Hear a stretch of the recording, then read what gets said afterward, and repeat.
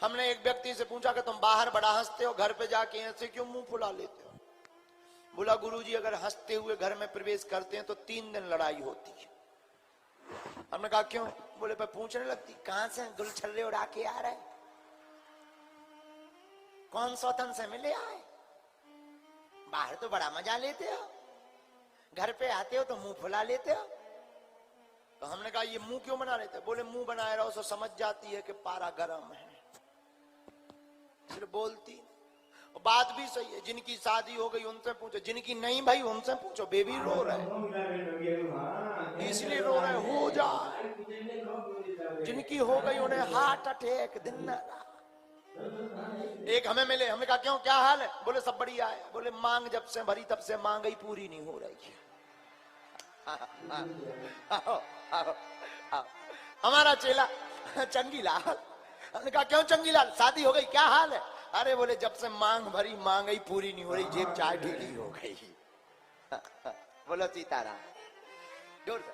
अच्छा शादी में जिसकी नई नई शादी हो, गुरुजी हमारी लोगाई तो चंद्रमुखी है, चंद्रमुखी।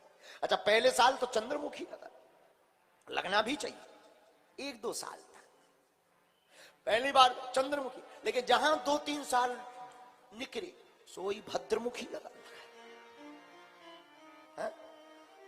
अब फिर क्या, भद्दा चेहरा देख देख परेशान।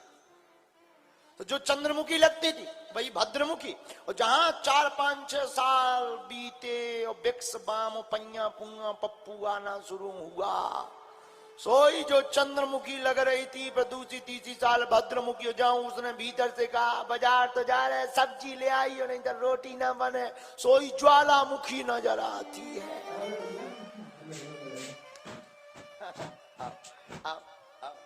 तो नारद जी सोचने, वह बालक सोचने लगा बैठा बैठा कि हमारी माता जी तो हमारे गले में एक नई घंटी डालने वाली है शादी की। भगवान से प्रार्थना की, हे ईश्वर रक्षा करो, बचाओ भगवान। और भगवान ने कृपा भी कर दी। हुआ क्या? नारद जी बोले व्यास जी हमारी माता जी उसी दिन शाम को गौशाला में गई और एक काले सांप ने काट लिया और माता जी मर गई। नारद जी बोले गांव वालों ने बताया बेटा तुम्हारी मां मर गई।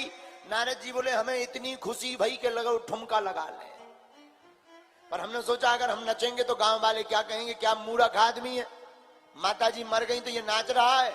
सोई नारद जी बोले महाराज हम बालक तो थे ही, हमने झूठा मूठा मुंह बना लिया, जितनी गृहस्थी थी सब बेच दिया और माता जी की अंत्येष्टि क्रिया में लगाकर दिशमुत्तराम, जिस दिशा में संत महात्मा गए थे उत्तर दिशा में, उसी दिशा में हम भी संतों की खोज में चले गए। ये होता है संग का प्रभाव। महाराज महात्मा तो मिले नहीं, जंगल में गए। स्नात्वा पीता हृदय नद्या उपसृष्टौ गतश्रमः।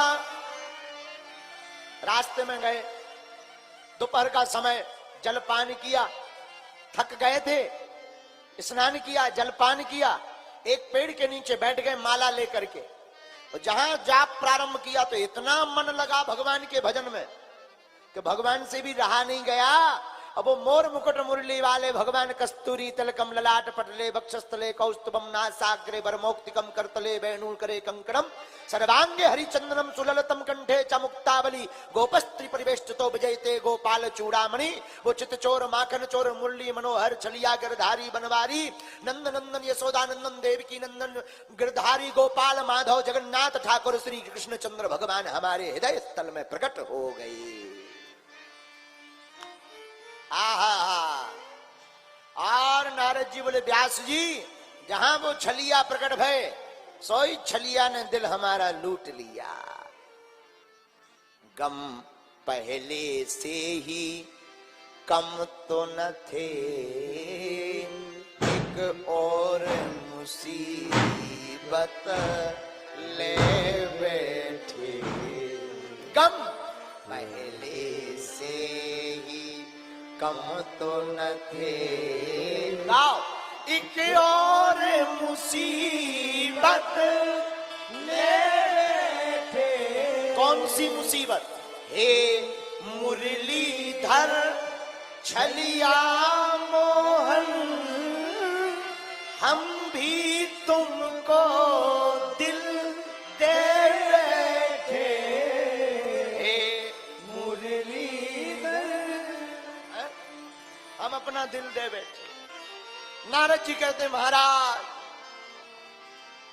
वो चितवन को देख करके आंखों में ऐसा नूर छा गया, मेरी आंखों में ऐसा नूर छा गया, उनको देखा तो कुछ सुरूर छा गया। अब आंखें हैं कि झपकती या पलकती ही नहीं है उनको देखे बिना, क्योंकि हमारी मस्ती की बस्ती में भी इनके प्रेम का नशा जरूर छा गया। दिलकश तेरा नजरा है, दिलकश तेरे नजारे हैं, मैं खोऊं कहां, मैं रहूं कहां, तुम हमारे और हम तुम्हारे। तस्वीर तेरी दिल में इस कदर मेरे कान्हा बन गई है, तस्वीर मेरे दिल में तेरी इस कदर कान्हा बन गई है, तेरी छोड़ मेरी जिंदगी संवर गई है। नारद जी कहते वो दिल में बैठ गए। और एक बार राम जी तो सीधे, हमारे ठाकुर जी टेढ़े हैं, एक तो इनको रोग किसी का लगता नहीं है, इतने जहां इतने लोग जितने बैठे, हम कह रहे हैं तुम 7 दिन कथा भर सुन लो, तुम्हें ऐसा रोग लगेगा कि तुम्हें इनकी कथा के बिना चैन ही नहीं पड़ेगा। हमें कोई रोग नहीं है, ना कोई बीमारी, हमको कोई रोग नहीं है, न कोई बीमारी है, बस कृष्ण कृष्ण कहने की खुमारी है।